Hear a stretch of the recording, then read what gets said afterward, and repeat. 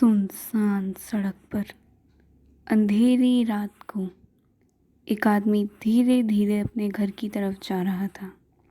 वो आदमी उस रास्ते पर पहली बार आया था। भटक कर वो यहाँ वहाँ देखे जा रहा था और सही राह की तलाश कर रहा था।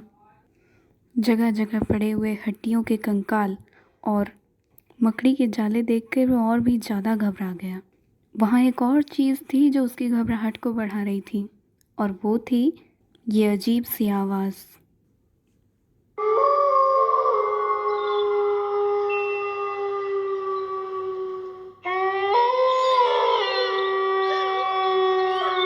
डरा सहमा वो अपने घर की ओर बढ़ ही रहा था कि तभी उसे ऐसा एहसास हुआ कि कोई उसका पीछा कर रहा है।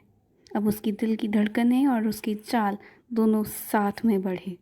वो आगे चलता गया और तभी किसी ने उसके कंधे पे हाथ रखा।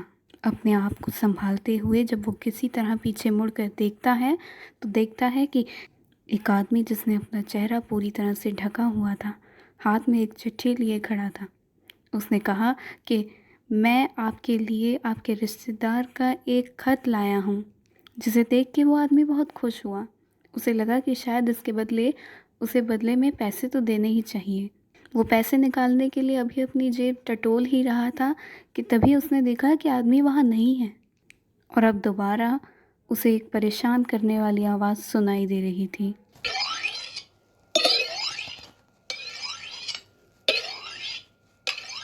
यह आवाज़ थी चाकू को धार लगाने की। यह आवाज़ ख़त्म हुई ही थी, उसे थोड़ी आराम मिली ही थी कि तभी वो आदमी दोबारा प्रकट हो गया, और इस बार उसके हाथ में था एक नुकीला चाकू। वो उस चाकू को लेके उस आदमी की और करीब आता है, और करीब आता है, थोड़ा और करीब आता है, और अब वो एकदम सामने खड़े होता है। वो उस चाकू को उसके पेट में घुसा ही रहा होता है कि तभी उस आदमी की नींद खुलती है और वो अपने आप को बिस्तर पे पाता है। उस आदमी के मन में एक अजीब सी बेचैनी, एक अजीब सा घबराहट थी। वो बिस्तर से उठता है और जब वो अपने आप को आईने में देखता है तो चौंक जाता है।